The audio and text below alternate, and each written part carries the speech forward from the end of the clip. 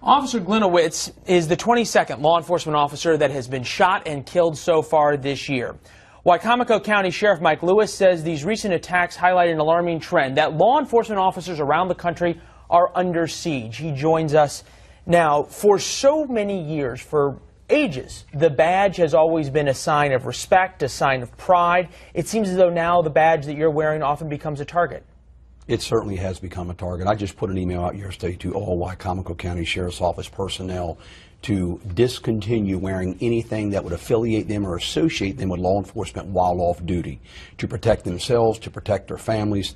I've never seen it like this, Leland. It's a scary, scary time for law enforcement in this country. It truly is. What has changed in America from when kids were growing up saying, I want to be a police officer when I grow up, to now all of a sudden young kids chanting in the streets about what we just saw from a rally in Minnesota, what they were chanting? Go ahead and take a listen.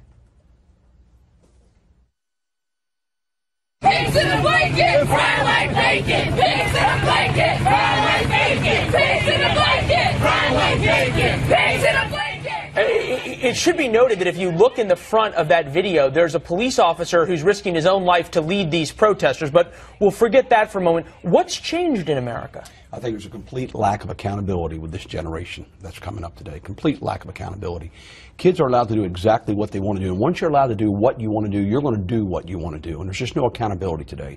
We see it all the time. We respond to calls in the middle of the night. You can go to a home 2:30, 3 o'clock in the morning, and there are kids up on a weeknight, sitting up watching TV, eating snacks out of bags on the sofa, knowing they have to be in school. And their parents just aren't doing anything about it. No, they're doing nothing about it. Most of the time, the parents are out on the street.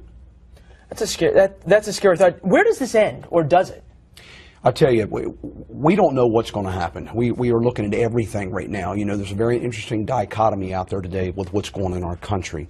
On one side, we have, I think, the overwhelming majority of people who are supporting law enforcement. You've got a certain segment of society that are very defiant. They hate law enforcement. And this Black Lives Matter movement has perpetuated the violence we've seen here lately. And I tell you what we've got. We've got police officers right now who are hesitating to do their jobs and hesitating to use deadly force. And when you hesitate, you die. There's cemeteries across this country that are full of great cops who hesitated to pull that trigger, and they've died. On the other hand, you've got police officers now. They're going to have a hair trigger. They're going to pull that trigger in an instant because they don't want to die. And they realize that what happened to that officer down in Texas, whose funeral we're watching right now, could very easily happen to them. You brought up Black Lives Matter, and down in Texas, after the funeral for the deputy sheriff that was killed there, the sheriff there was very strong about it shouldn't be Black Lives Matter or Cops Lives Matter. It should be All Lives Matter. Absolutely. And take a listen to what one of the organizers of Black Lives Matter had to say about that thought.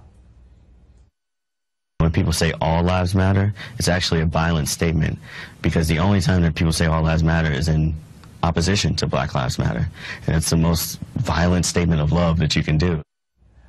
I won't ask you what violent statement of love means, but the concept that you're going to say one type of life matters more than another type of life matters seems antithetical to the idea of having peace on our streets.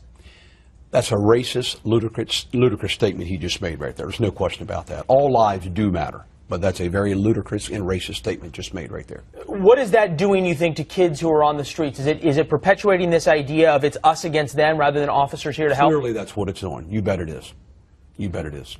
All right, we'll leave it there. Sheriff Mike Lewis, Wicomico County, Maryland, we appreciate you coming in. We met on the streets of Baltimore, where you and your men came up and risked their lives and your life as well to try to keep some peace there. Appreciate your service then and now, and my best to your men. Thank you, Leland. Thank you, Elizabeth. All the best, sir.